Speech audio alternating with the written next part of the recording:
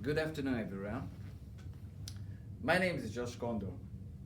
I came to Athabasca in March 2022 from a Japanese company to its Canadian affiliate here, and it has already been 4 years.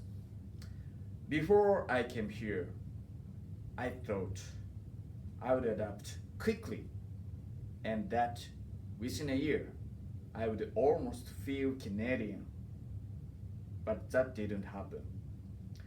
It even took me years to wear an Edmonton Oilers t-shirts.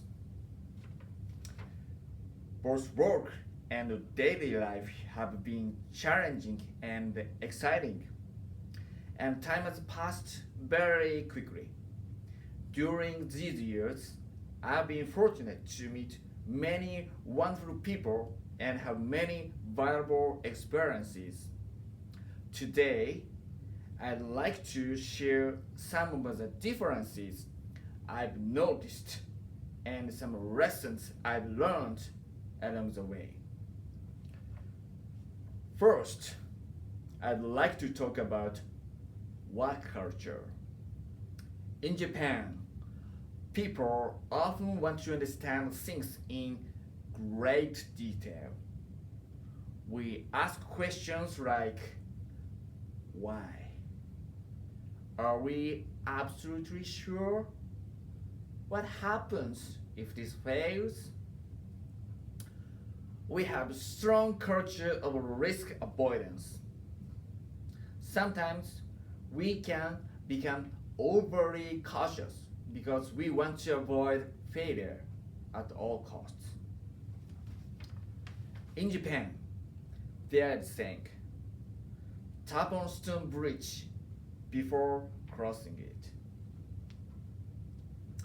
It is similar to the English proverb, look before you leap.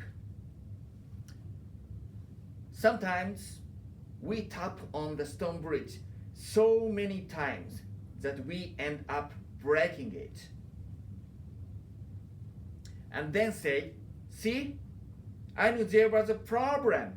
Just kidding, partially. Perhaps this way of thinking comes from our history and experiences, including natural disasters such as earthquakes. As a result, preparation and caution are highly valued.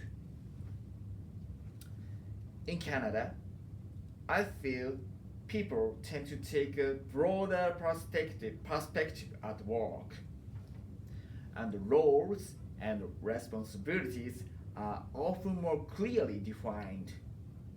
Excessive questioning can sometimes be seen as a lack of trust. The mindset often seems to be if it works, let's do it. If it doesn't, don't. In Japan, if an incident happened but nobody got hurt, we might immediately ask, if that had hit someone, they could have died. Why did it happen? What caused it? What can we do to ensure similar incidents never happen again? From my experience in Canada, people may be more likely to say, oh my goodness, thank God no one was hurt. That's it. Next, I'd like to talk about daily life. Food-wise, Japan, we use chopsticks. Chopsticks are surprisingly precise and efficient tools. They allow us to handle food delicately and preserve its shape, especially for beautifully presented dishes. In Canada, people may use forks and spoons. When I first came here, I was surprised by how confidently people just stuff food with fork I remember thinking, wait, that's allowed? But in the end, once it reaches your stomach, it's all the same, right? The climate is also different. Japan has beautiful seasons, which I truly appreciate. However, summers are extremely humid, and even standing in the shades can feel hot and uncomfortable. In winter, homes are generally cold inside. Canada, especially at this time of year, has a climate and natural environment that almost feels like a luxury resort from a Japanese perspective. Even in winter, thanks to abundant natural resources, homes and buildings remain very comfortable inside despite the extremely cold weather outside. I was amazed to see people comfortably wearing t-shirts indoors only in the middle of winter. Finally, I'd like to talk about family values.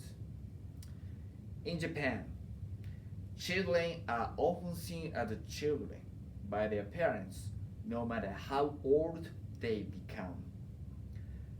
It's common for children to continue living with their parents after graduating from school, sometimes with ongoing financial support. People are also often expected to fit into the expectations of those around them, including family, relatives, co-workers, and the society as a whole. In Canada, independence is encouraged from a young age. After finishing school, young people are generally expected to begin building their own lives. There also seems to be more options available regarding life choices, such as careers, relationships, and lifestyles. I think that is wonderful. My son experienced life in Canada as well. My son is 17 years old now, and honestly, as a parent, I sometimes wonder if he will ever move out of the house. I feel that Canadian society tends to place less pressure on people to fit into a single set of social expectations, allowing people to live more freely and authentically. In conclusion, understanding and respecting others is very important. I was born and raised in Japan and lived there for more than 40 years before coming to Athabasca. Living in Canada over the past 4 years has taught me something important. There is no single correct way of thinking in this world. Our values are shaped by our culture, environment, and personal experiences. Japan has many wonderful qualities. Canada does too. At the same time, every place has its own challenges. That is why I believe it is important to try to understand and respect one another rather than forcing our own values onto others. Instead, we should respect the different backgrounds and the perspectives that people bring. To me, that is what true kindness means. I do not know how long I will have the privilege of living in Athabasca. But I do know that living here has changed me.